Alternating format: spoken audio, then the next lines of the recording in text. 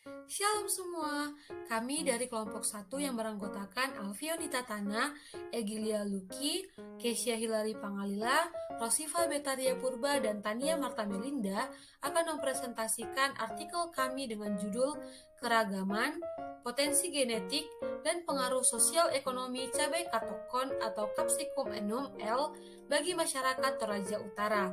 Selamat menyaksikan. Sebagian besar masyarakat Indonesia bekerja sebagai petani. Daerah Toraja Utara merupakan salah satu penghasil cabai. Kemudian secara umum cabai tergolong sebagai famili Solanaceae.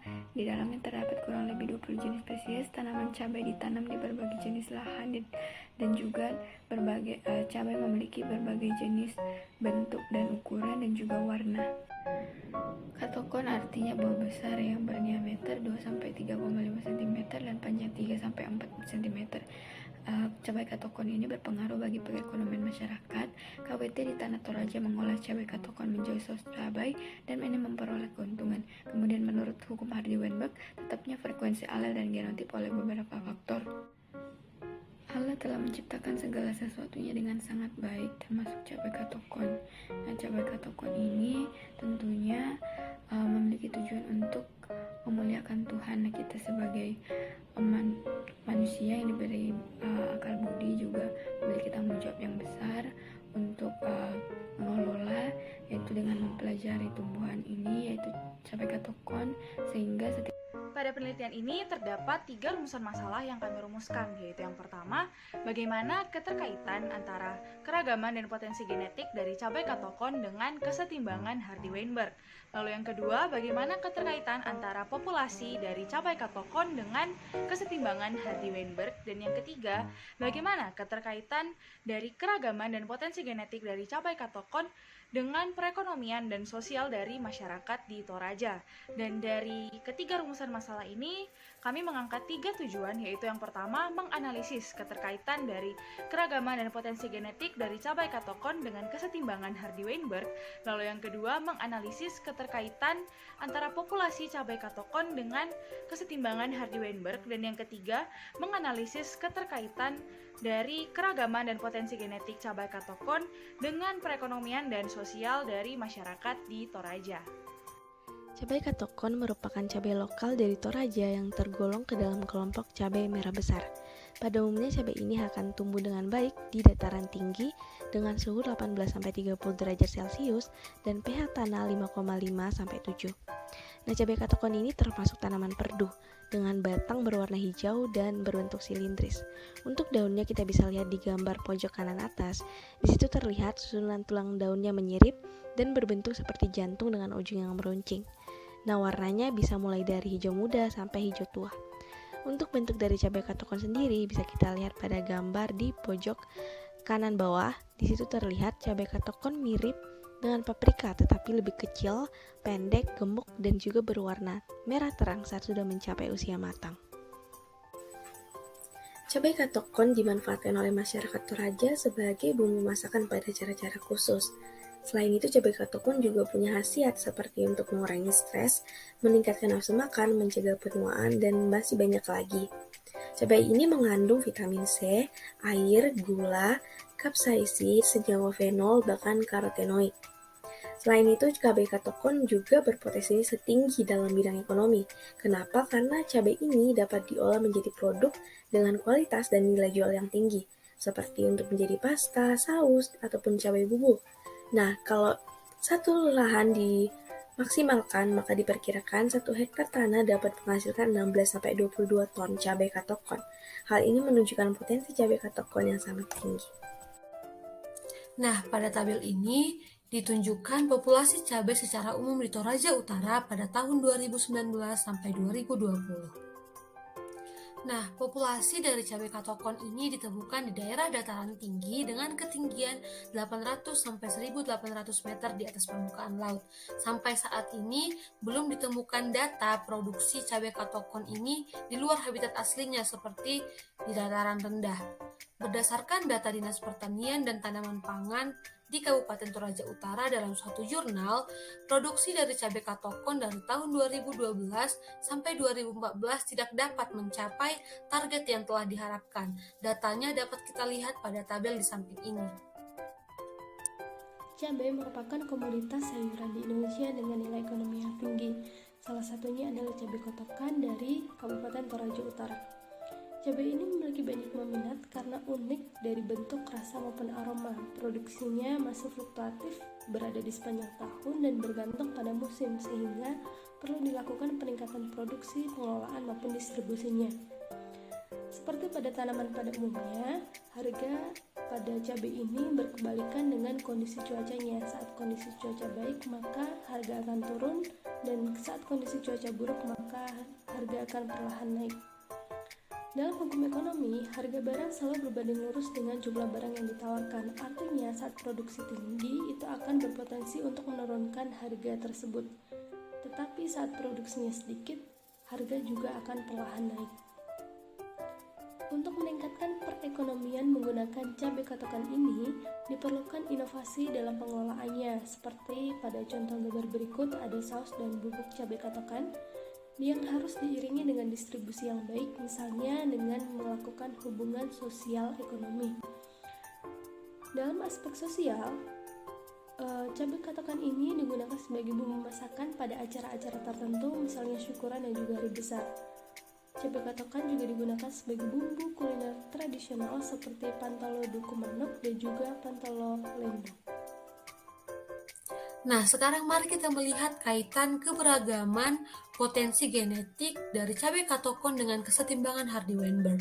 Seperti yang telah dijelaskan di fokus kajian tadi, bahwa cabai katokon ini memiliki bentuk yang mirip dengan paprika, tetapi bentuknya lebih kecil, pendek, gemuk, dan berwarna merah terang ketika ia telah matang.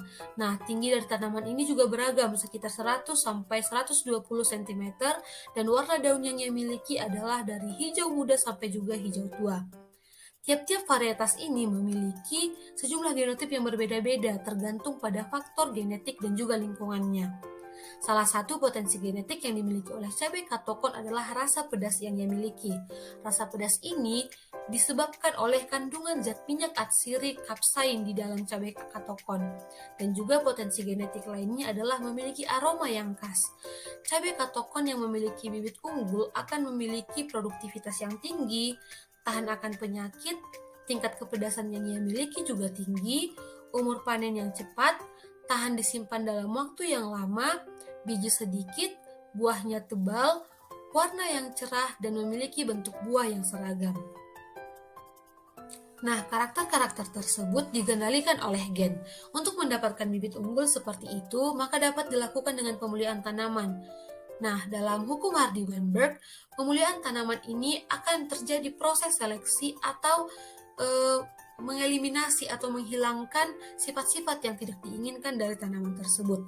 Dalam suatu jurnal dilakukan persilangan antara cabai katokon dengan cabai rawit putih, tetapi kami tidak dapat menuliskan genotipnya secara spesifik.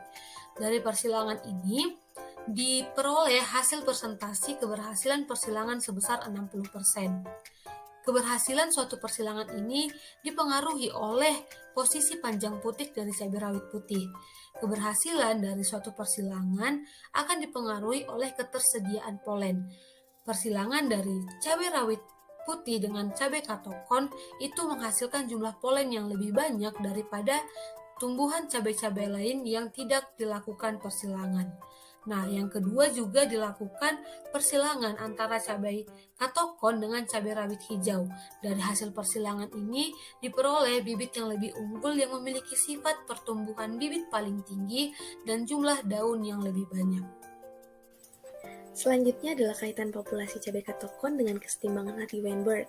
Jadi jumlah populasi cabai katokon mengalami perubahan dari tahun 2012 sampai tahun 2014 berdasarkan data yang kami temukan. Faktor-faktor yang menyebabkan bisa jadi karena hama tanaman, perubahan suhu atau kelembapan, serta pH tanah. Nah, pada tabel di samping kita melihat bahwa produksi dari cabai katokon tidak mencapai target.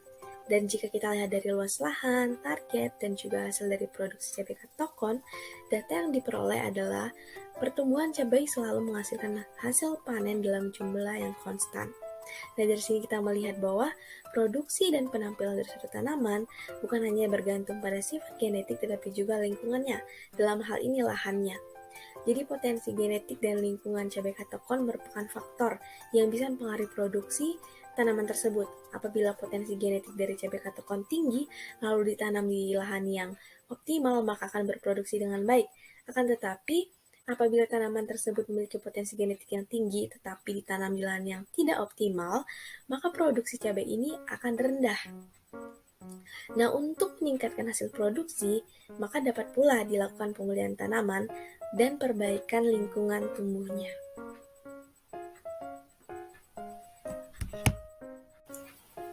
Hukum Hardy-Weinberg menyatakan bahwa dalam satu populasi yang tidak berubah, frekuensi alel dan genotip juga tidak akan berubah dari generasi ke generasi. Syarat terjadinya keseimbangan Hardy-Weinberg antara lain tidak ada seleksi alam, terisolasi dari populasi lain, tidak ada mutasi, dan perkawinan acak. Dalam konteks populasi cabai katokon di Toraja Utara, tidak berlaku kesetimbangan Hardy-Weinberg. Kenapa? Karena perkawinan dalam populasi cabai katokon tidak hanya terjadi secara acak, tetapi juga ada yang terjadi karena proses hibridisasi buatan yang dilakukan oleh petani untuk menghasilkan variasi genetik yang lebih unggul. Jadi ada alel baru yang masuk ke dalam satu populasi tersebut. Contohnya adalah persilangan antara cabai katokon dengan cabai rawit hijau, yang mendapat hasil cabai katokon dengan sifat yang lebih unggul. Indonesia merupakan negara yang memiliki kebutuhan cabai yang tinggi dan akan terus meningkat seiring bertambahnya populasi di dalamnya. Terdapat kisaran hingga 3 kg per kapita di setiap tahunnya di Indonesia. Cabai merupakan komoditas sayuran yang penting karena menguntungkan dan memiliki nilai ekonomi yang tinggi. Salah satunya adalah cabai kotokan.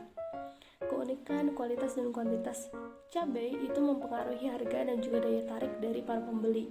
Saat ini distribusi cabai kotokan telah meluas mulai dari warung makan, pasar tradisional, hingga ke mancanegara. Pemanfaatannya juga sudah meluas mulai dari produksi bahan pangan, farmasi, terapi, hingga ke pengobatan. Secara khusus di bidang produksi pangan itu telah dikembangkan mengikuti tren saat ini seperti menjadi bubuk atau saus cabai kotokan. Ini merupakan salah satu upaya dari pencegahan kerugian akibat banyaknya cabai yang busuk. Untuk mendapatkan cabai kotokan dengan kualitas unggul dapat dilakukan melalui peningkatan potensi genetik dan juga persilangan baik acak maupun hibridisasi buatan. Nah, cabai dengan kualitas unggul itu tidak akan mudah busuk, tetapi banyak juga cabai dengan kualitas buruk sehingga mudah busuk dan perlu dilakukan pengelolaan yang efektif.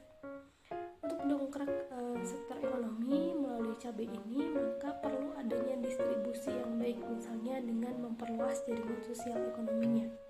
Nah, selain itu, cabai kotokan ini juga memiliki nilai sosial, yaitu dengan digunakan sebagai bumbu masakan pada perayaan tertentu, misalnya juga dalam kuliner tradisional seperti pantolo dokumenep dan juga pantolo lindong.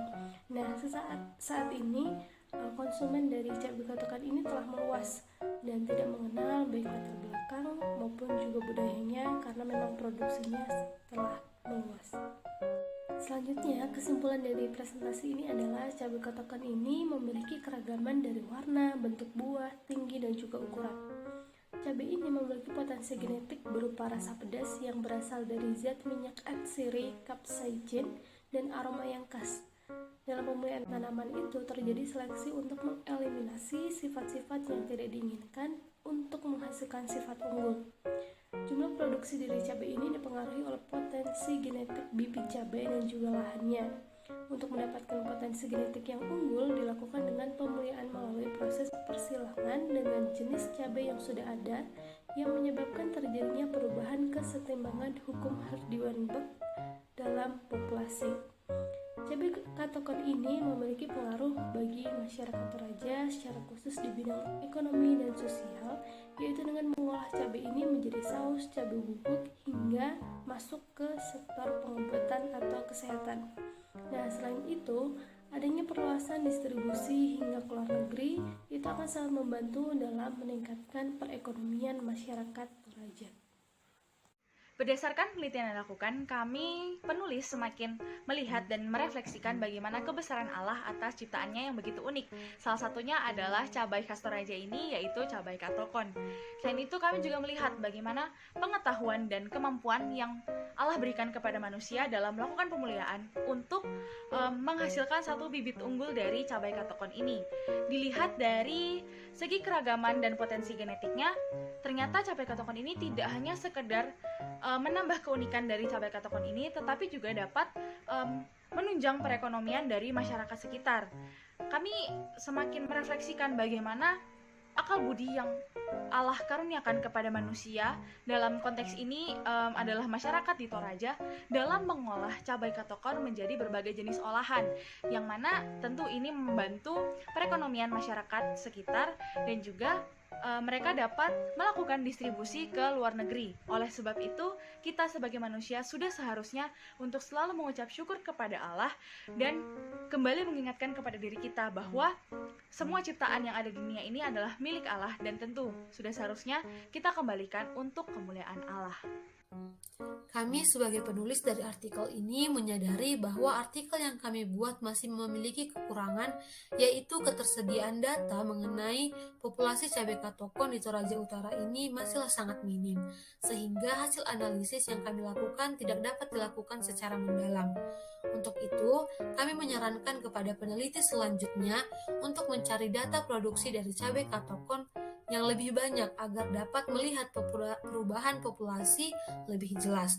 Kami juga memberikan saran kepada pihak Badan Pusat Statistik Toraja Utara untuk membuat data produksi cabai dengan lebih lengkap per spesies tanaman agar dapat memudahkan penelitian-penelitian selanjutnya mengenai cabai katokon ini. Berikut adalah sumber-sumber yang kami gunakan.